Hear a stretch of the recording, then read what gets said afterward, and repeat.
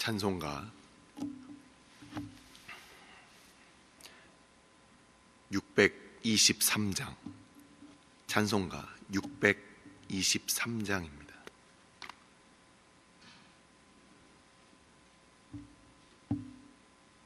주님의 시간에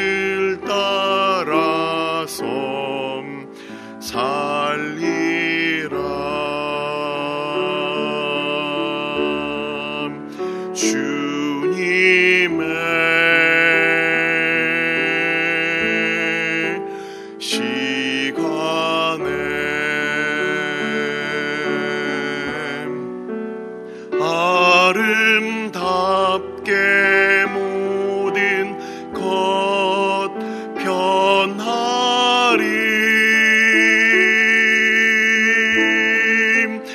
나의 정성 다하여 주를 찬송하오니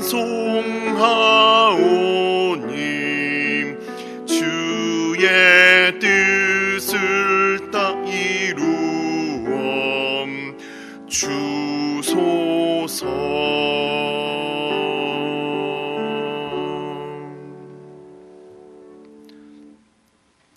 오늘의 말씀은 사도행전 22장 말씀. 사도행전 22장 30절부터 23장 11절까지 말씀. 사도행전 22장 30절부터 23장 11절까지 말씀입니다. 다 같이 한 목소리로 합독하도록 하겠습니다. 이튿날 천부장은 유대인들이 무슨 일로 그를 고발하는지 진상을 알고자 하여 그 결박을 풀고 명하여 제사장들과 온 공회를 모으고 바울을 데리고 내려가서 그들 앞에 세우니라.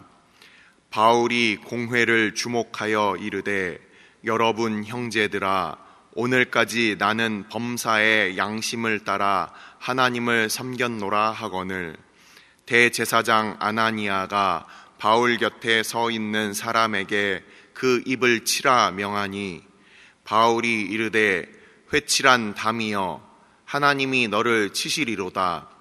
내가 나를 율법대로 심판한다고 앉아서 율법을 어기고 나를 치라 하느냐 하니, 곁에 선 사람들이 말하되, 하나님의 대제사장을 내가 욕하느냐? 바울이 이르되, 형제들아, 나는 그가 대제사장인 줄 알지 못하였노라. 기록하였으되 너희 백성의 관리를 비방하지 말라 하였느니라 하더라. 바울이 그 중 일부는 사두개인이요 다른 일부는 바리새인인 줄 알고 공회에서 외쳐 이르되, 여러분 형제들아, 나는 바리새인이요 또 바리새인의 아들이라. 죽은 자의 소망 곧 부활로 말미암아 내가 신문을 받노라. 그 말을 한즉 바리새인과 사두개인 사이에 다툼이 생겨 무리가 나누어지니, 이는 사두개인은 부활도 없고 천사도 없고 영도 없다 하고 바리새인은 다 있다 함이라.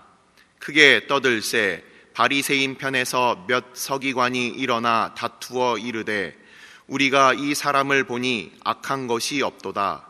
혹 영이나 혹 천사가 그에게 말하였으면 어찌 하겠느냐 하여 큰 분쟁이 생기니 천부장은 바울이 그들에게 찢겨질까 하여 군인을 명하여 내려가 무리 가운데서 빼앗아 가지고 영내로 들어가라 하니라. 그날 밤에 주께서 바울 곁에 서서 이르시되 담대하라. 내가 예루살렘에서 나의 일을 증언한 것 같이 로마에서도 증언하여야 하리라 하시니라. 아멘. 축복하고 기도한 후에 말씀 보도록 하겠습니다.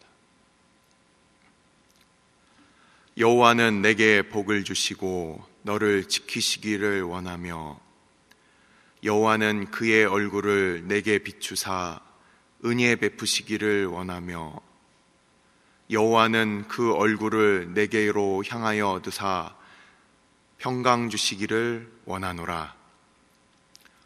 아버지,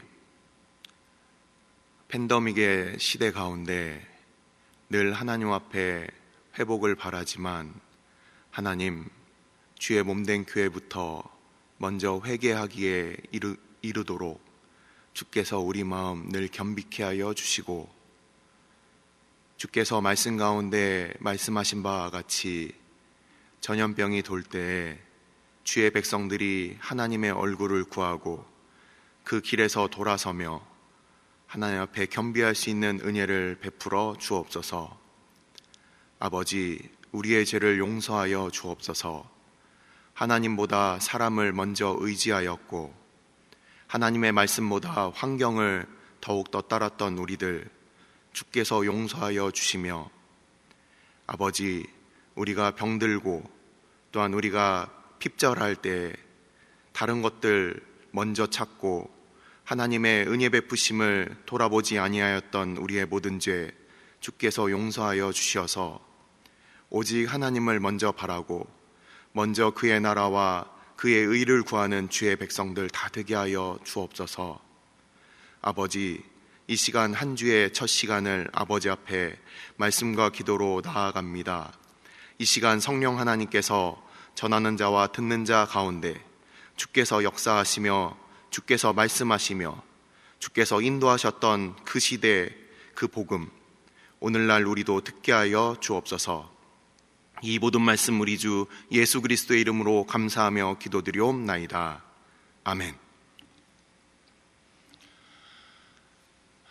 우리 계속해서 바울이 예루살렘에 들어온 이후에 어떠한 일들이 있었는지 지난 화요일 말씀에 이어서 어떤 일들이 있었는지를 잠깐 요약하여 설명드리고 오늘 본문을 강해하도록 하겠습니다. 우리는 지난 화요일 예루살렘에 입성한 그 장면을 우리는 말씀을 통해서 보았습니다. 바울이 입성을 하고 그리고 그 야고보의 지도를 따라서 그들이 결례를 행해야 될 사람들, 하나님께 헌신했던 그 서원했던 네 사람과 함께 바울이 5명이 함께 그 서원의 제사를 하는 부분을 우리는 화요일 날 함께 배웠습니다.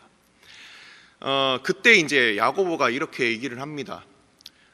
네가 그 나머지 서원한 사람들 4명에 대해서 그 값을 네가 치러라. 유대교에서는 당시에 다른 사람들의 그 서원, 우리가 그때 말씀드렸습니다. 민수기 6장에 나와 있는 바 그 서원의 예물들이 한두 푼짜리가 아니에요. 1년 된 숫송아지도 사야 되고요. 1년 된 순양도 사야 되고 그리고 또 소와 또 기타 제물들, 뭐 소재와 관제들, 뭐 그 드려야 될 제물들이 굉장히 많습니다. 종합적으로 다 드려야 되는 게 바로 서원제예요. 그렇기 때문에 이게 한두 푼 들어가는 돈이 아니기 때문에 이 야고보가 네가 다른 4명에 대해서 그렇게 값을 치러라. 당시에 유대교에서는 다른 사람들의 그런 서원 제물을 갚아주는 것이 굉장히 그게 덕스러운 것이다 이렇게 생각을 했어요. 그렇기 때문에 바울이 다른 사람들에게 그렇게 위에서 서원제의 그 제물을 갚아주고 그리고 자기도 그렇게 율법을 잘 지키면 그럼 다른 유대인들이 봤을 때 바울은 우리가 들었던 그 소문이 잘못된 소문이구나, 바울은 율법에 대해서 조금도 어김이 없는 확실한 사람이구나, 그런 오해를 풀 것이라고 그렇게 얘기를 했다라고 우리는 지난 시간에 배웠습니다. 그 이후에 어떤 일이 있었습니까? 그 아시아에서 올라왔던 유대인들이 이제 그 결례를 하고 하나님께 서원의 제물을 바치는 그 기간이 총 2례 동안, 7일 동안 바쳐야 되는데 2례가 거의 다 찼을 때 그 사람들이 올라와서 그래서 바울에 대해서 이제 얘기를 시작하게 됐고 온 성읍이 이제 소동하게 되는 사건이 바로 오늘 읽은 부분에 있어서 전 문맥 부분입니다. 그 22장 부분을 보면은 어떤 일이 있었습니까? 많은 사람들이 이제 몰려왔어요. 그래서 바울을 데리고서 막 이제 치기 시작합니다. 막 사람들이 몰려왔어요. 야, 네가 헬라 사람을 감히 하나님의 성전으로 그렇게 데리고 들어가? 이러면서 오해를 한 것이죠. 근데 당시에 실제 그 일이 있었던 일은 아니었습니다. 우리가 지난 시간에 우리가 들었죠. 어떤 일이 있었습니까? 에베소 사람이었던 그 같이 왔던 그 형제를 사람들이 시내에서 본 것을 오해하고 그를 데리고 성전에 들어갔다라고 그렇게 오해를 한 것이었죠. 그래서 박종막 목사님이 얘기를 잘 전했습니다. 저도 이제 같은 그 자료를 찾아봤는데 실제 그 성전 주위에는 울타리가 있었고 거기에 헬라어와 라틴어로 이렇게 적혀 있었습니다.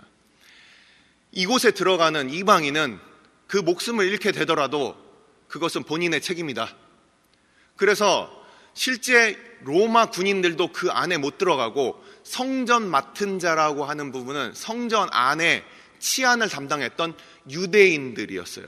그래서 대제사장의 휘하에 있었던 그 사병들을 우리가 성전 맡은 자라고 얘기를 하는 겁니다. 그래서 유대인들만 그 안에 들어가서 그들을 뭔가 이렇게 치안에서 그 법적으로 어긋나거나 소란을 피는 사람들을 잡아 끌어내올 수 있고 로마 병정들은 그 안에 못 들어갑니다. 다만 성전에 보면은 성전은 이제 동쪽을 향해서 입구가 있고 왼편이 바로 북쪽인데 그 왼편 담장 바로 바깥쪽에 안토니아 요새라는 곳이 있었어요. 그곳이 로마 군대들이 같이 모여서 예루살렘의 어떤 소요나 폭동이나 이런 것이 일어나면 바로 그곳에서 군대가 출동해서 사람들을 제압할 수 있는 바로 그 안토니아 요새가 바로 이 바울이 끌려간 바로 그곳입니다. 그래서 우리는 바울이 끌려갔다, 성 밖으로 끌려갔고 성문이 닫혔다라고 바로 오늘 본문 앞부분을 보면 우리가 어떻게 그 본문을 이해할 수 있냐면 사람들이 이제 와서 야, 저 바울이 그 이방인을 데리고 성전에 들어갔어. 사람들이 뭐라고? 이놈 잡아 죽여야 되겠다 하고서 그 바울을 데리고서 이제 성문 밖으로 나갔는데 성문이 닫혔습니다. 그러고서 사람들이 시끌시끌하니까 이 안토니아 요새에 있었던 이 천부장이라 하면 자기 휘하에 1000명의 그 군대를 그 거느리는 그런 두령을 우리가 천부장이라고 부르는 것을 잘 알고 계실 겁니다. 이 천부장이 실제 그 이름은 누구였냐? 그 이름은 루시아라는 사람이에요. 아우구스도 루시아. 이 사람이 이제 뒤에 벨릭스에게 그 편지를 써서 바로 이제 내일이나 다음 시간으로 이어지는 이 본문에 나옵니다.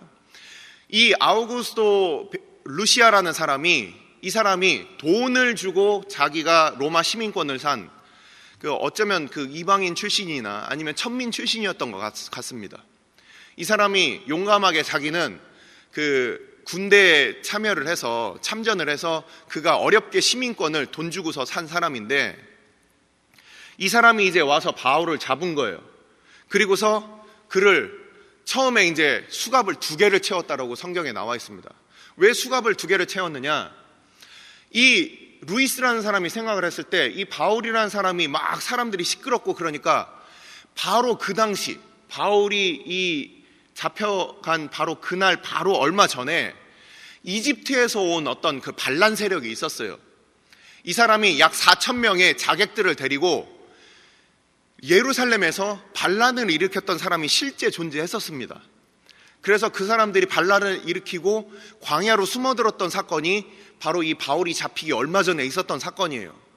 그러니까 이 루시아라는 이 천부장이 뭔가 시끌시끌하네, 그때 그 애굽놈이 나타났나 보다 하고 나타나서 바울을 잡고, 이 루시아라는 사람은 헬란말을 주로 하는 로마 사람이었어요.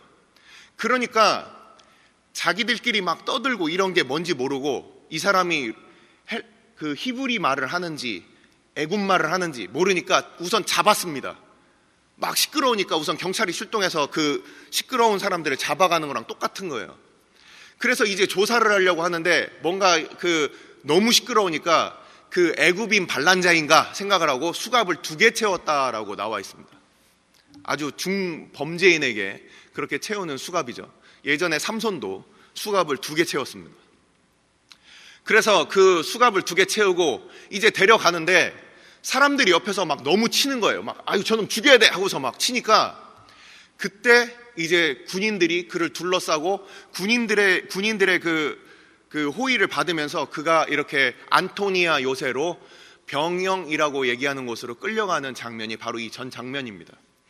그러면서 이 바울을 그 층계로 이렇게 데리고서, 안토니아 요새에는 층계로 이제 올라가는 길이 있어요.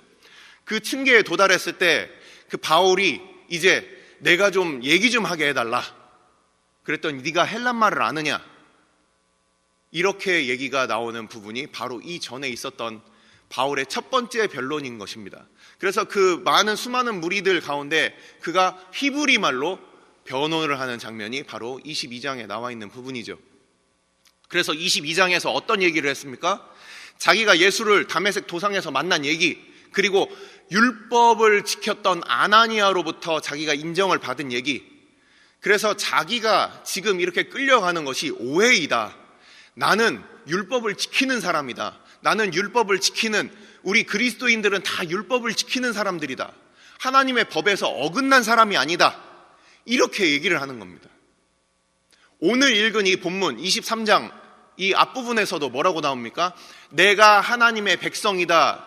우리 관주를 갖고 계신 분들은 한번 보십시오. 그 각주를 읽어보시면 뭐라고 되어 있습니까? 내가 하나님의 백성으로 살았다. 이 얘기는 헬라어를 보면 이렇게 되어 있습니다. 내가 하나님의 법에 스스로 순종했던 백성이다, 이렇게 되어 있어요.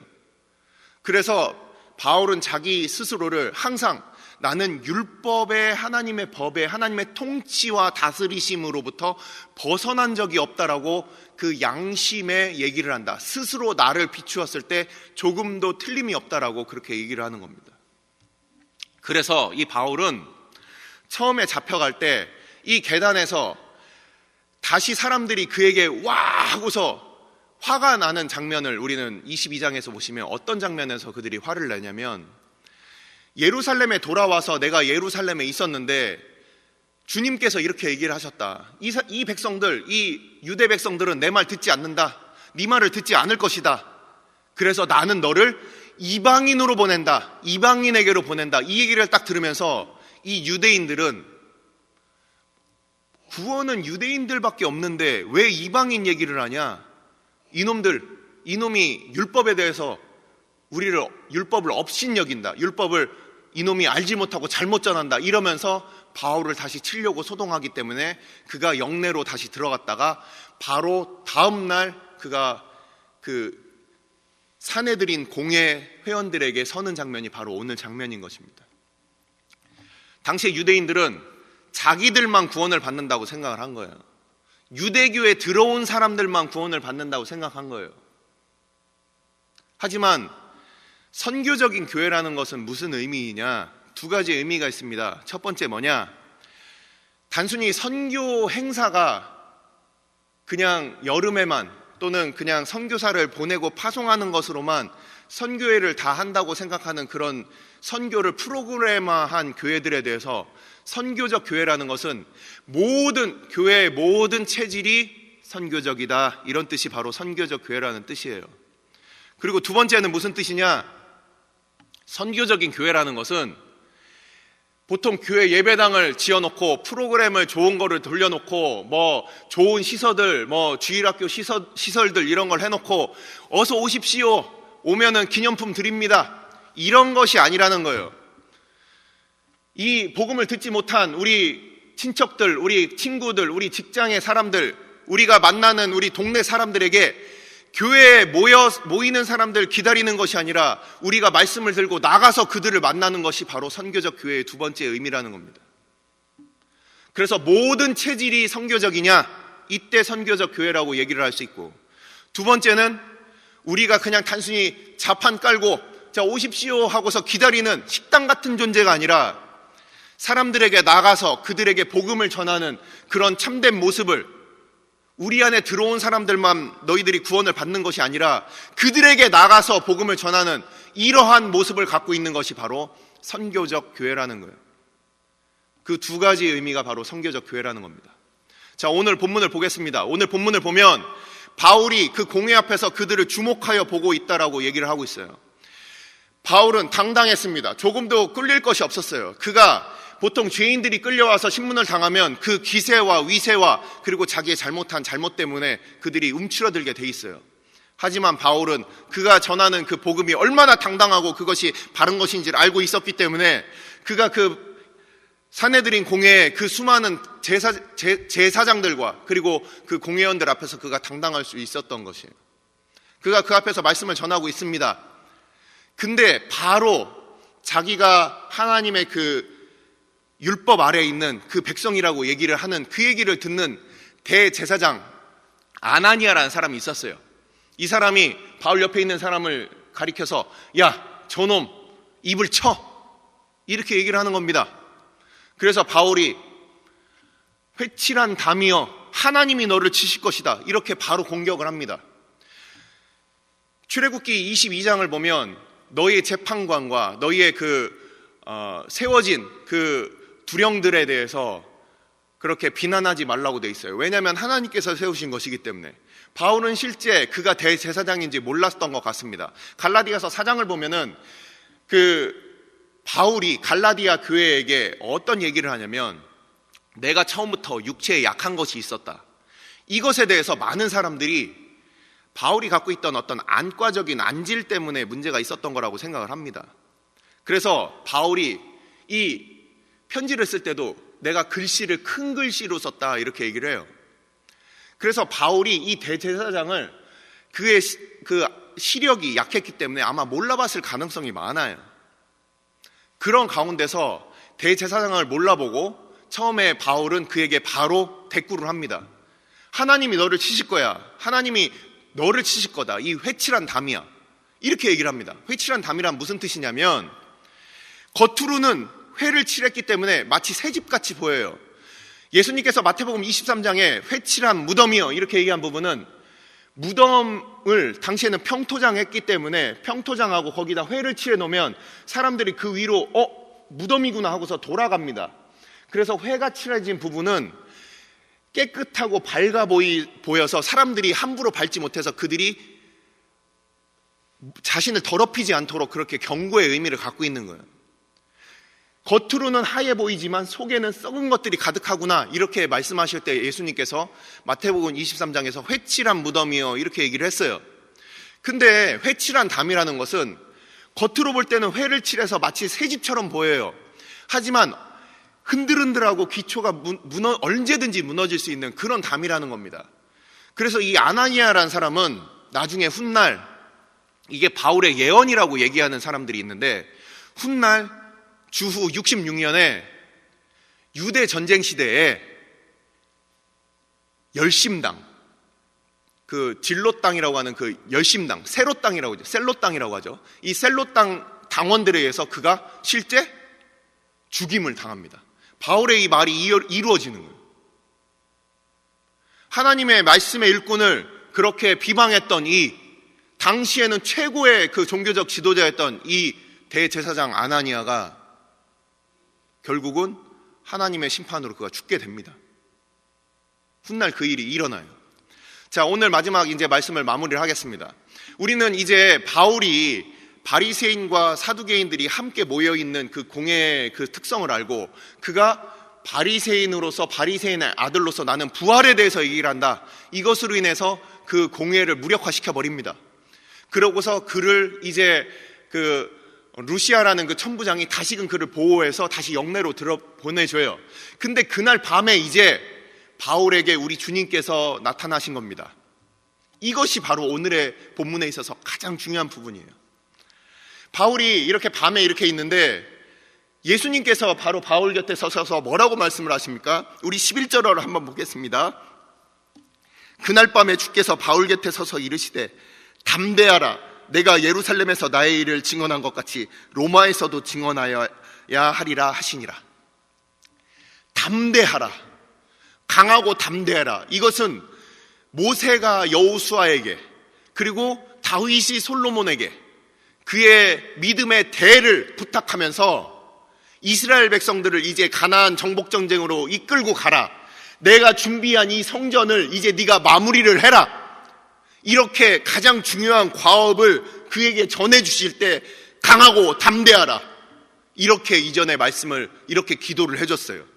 근데 우리 주님께서, 바로 우리 주님께서 이 땅 가운데 십자가에 달려 죽으시고 구원을 베푸신 그 역사를 이제 열방들 가운데 네가 전하는 그 일들을 위해서 강하고 담대하라, 이렇게 말씀을 하고 계시는 거예요. 실제 이 바울이 언제 그가 로마로 가려고 했습니까? 우리는 바울의 3차 전도여행이 에베소 교회 중심으로 이루어졌다고 우리는 그동안 배웠습니다. 그래서 고린도를 아가야 지방을 갔다 온 그 석 달의 사건이 굉장히 빠르게 지나갔기 때문에 우리는 잘 몰라요. 하지만 분명히 그 로마서를 저작한 곳이 어디냐? 바로 고린도였다는 곳이에요. 그 3차 전도여행 시기에 고린도에서 적었는데 뭐라고 되어 있습니까? 제가 찾아서 한번 읽어보겠습니다. 로마서 1장 15절입니다. 그러므로 나는 할 수 있는 대로 로마에 있는 너희에게도 복음 전하기를 원하노라. 이 바울에게는 이미 그에게 로마에 가고자 하는 마음이 있었어요. 로마서 15장입니다. 로마서 15장 22절, 23절, 28절입니다. 그러므로 또한 내가 너희에게 가려 하던 것이 여러 번 막혔더니 이제는 이 지방에 일할 곳이 없고 또 여러 해 전부터 언제든지 서바나로 갈 때 너희에게 가기를 바라고 있었으니 28절, 그러므로 내가 이 일을 마치고 이 열매를 그들에게 확증한 후에 너희에게 들렀다가, 로마입니다, 서바나로 가리라, 스페인입니다. 이곳까지 땅끝까지 나는 가겠다. 이 얘기를 그가 고린도 교회에 머물면서 3차 전도여행 때 로마에 서신을 쓰면서 그의 머릿속에는 이미 이것이 있었어요. 그 전에는 언제 있었느냐? 사도행전 19장 21절입니다. 이 일이 있은 후에 바울이 마게도니아와 아가야를 거쳐 예루살렘에 가기로 작정하여 이르되 내가 거기 갔다가 후에 로마도 보아야 하리라 하고, 바울은 로마에 가려고 하는 그 마음이 이전부터 있었어요. 근데 여기서 우리가 이제 마지막으로 봐야 될 것은 이겁니다.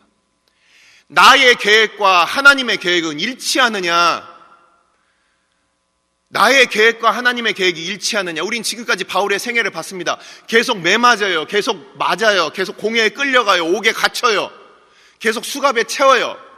이러면서도 가는 그 길이 하나님의 뜻과 우리 주님의 뜻과 오늘 11절에 나타나셔서 네가 나중에 로마에까지 갈 것이다, 주님의 뜻과 바울의 뜻이 일치된 삶을 사는 거예요. 우리가 평안하다고, 그냥 안락하다고, 그것이 과연 하나님의 뜻과 우리의 뜻이 일치된 삶일까? 교회는 이것에 대해서 고민해야 합니다. 그리스도인들은, 모든 사람들이 이것에 대해서 고민해야 돼요.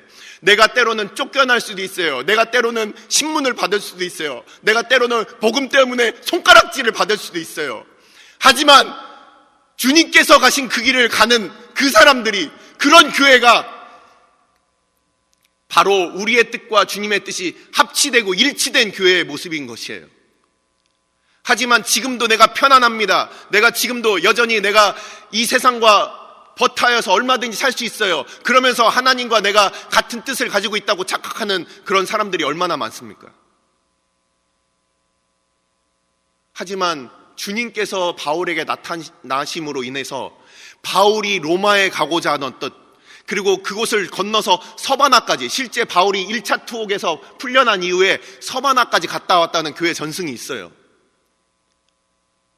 바울의 뜻과 우리 주님의 뜻이 일치하고 그것을 확증하는 바로 그 장면이 오늘 11절의 장면입니다.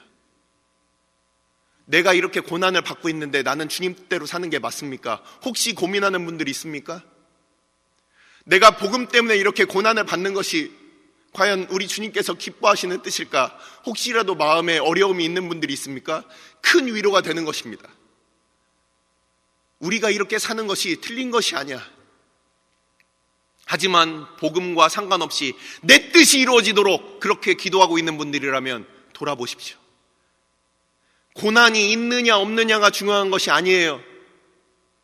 우리가 주님 가신 그 길을 걸어가고 있느냐, 그것이 우리에게 있어서 가장 중요한 질문이 아닐까요? 기도하겠습니다. 이 시간 우리가 함께 기도할 때 우리 주님께서 바울에게 나타나셔서 백성들에게 거의 죽게 될 정도로 백성들이 치고 때리고 얻어맞고, 그리고 로마 사람들에게 수갑을 2개 차고 환난과 결박 가운데 바울은 그렇게 또 갇혔습니다. 사람들은 듣지 않고 있어요. 환경과 상황을 봤을 때, 사람들을 봤을 때는 완전히 제일로 비참한 존재가 바울이었습니다. 하지만 그 바울에게 우리 주님께서 나타나셔서 네가 앞으로 로마에서도 이렇게 전할 것이다. 바울이 가고 있는 길이 주님의 뜻에 합당한 길임을 우리 주님께서 그를 인정해 주셨어요. 우리에게 가장 필요한 것은 무엇입니까? 사람의 인정입니까? 환경적인 도움입니까? 아니면 주님의 인정입니까? 우리의 믿음의 발걸음은 어떻습니까? 환경이 잘 열렸다고 혹시 기뻐하고 있습니까? 주님의 뜻과는 정반대로 가면서 우리 교회는 기뻐하고 있진 않습니까?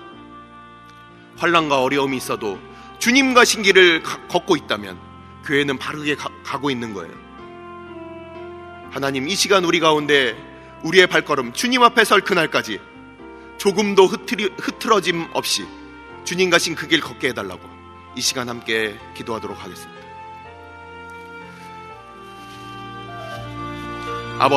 아버지께서 주의 몸된 교회, 주께서 오늘도 우리를 인도하여 주시고 우리가 주의 몸된 교회로 주님 가신 그 길을 걸어가는 우리들 다 되게 하여 주옵소서.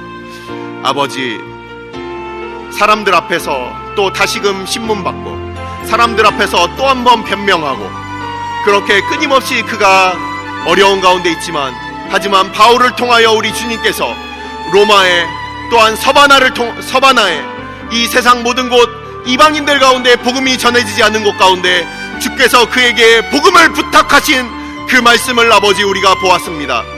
강하고 담대하라, 강하고 담대하라, 그렇게 말씀하시는 아버지 주님의 그 음성 앞에 바울이 아버지 용기와 힘을 얻었던 것처럼 아버지 이 시간 우리들 가운데도 사람과 환경에 의한 위로가 아니라 주님께서 우리 곁에 임마누엘 주님께서 함께하여 주셔서 우리 가운데 담대하라 말씀하시는 그 음성 듣게 하여 주옵소서. 아버지, 우리가 걷는 이 길들 사람에게 인정받기 위하여 또는 환경을 아버지 좋게 하기 위하여 가는 길이 아니라 사랑하는 주의 몸된 교회 오늘도 기억하여 주시고 우리를 불쌍히 여겨 주셔서 아버지 주의 몸된 교회가 우리 주님 가신 길 걷게 하여 주시고 우리 주님 걸어가신 길 아버지 그 고난을 우리가 두려워하거나 부끄러워하지 아니하는 주의 몸된 교회 되게 하여 주옵소서. 아버지께서 주의 몸된 교회 오늘도 기억하여 주셔서 하나님의 말씀 가운데 바르게 세워지고 주의 복음 가운데 그 거룩한 목적을 온전히 이루는 주의 교회 되게 하여 주옵소서. 오늘 주일은 특별히 오늘 주일 예배와 주일 사역을 위해 기도하는 날입니다. 이 시간 기도하실 때 오늘 예배가 하나님 기뻐하시며 하나님의 임재가 있는 예배가 되게 해달라고, 오늘 강단을 살려주시고 말씀 전하시는 목사님 위에 성령으로 기름 부어 달라고, 교회 모든 부서와 섬기시는 일꾼들이 먼저 큰 은혜 누리게 해달라고, 계속해서 담임 목사님을 위해 기도해 주시고 함께 동역하시는 장로님들과 교육자들이 사랑으로 하나 되어 온 교회가 성령으로 충만한 가운데 부흥의 역사를 이루게 해달라고, 주일 예배와 사역을 위해 합심으로 기도하신 후에 자유롭게 기도하시면 되겠습니다. 이 시간 기도하실 때 먼저 저를 따라해 주시기 바랍니다. 주여 은혜를 베풀어 주옵소서. 주여 은혜를 베풀어 주옵소서. 다 같이 합심으로 기도하겠습니다.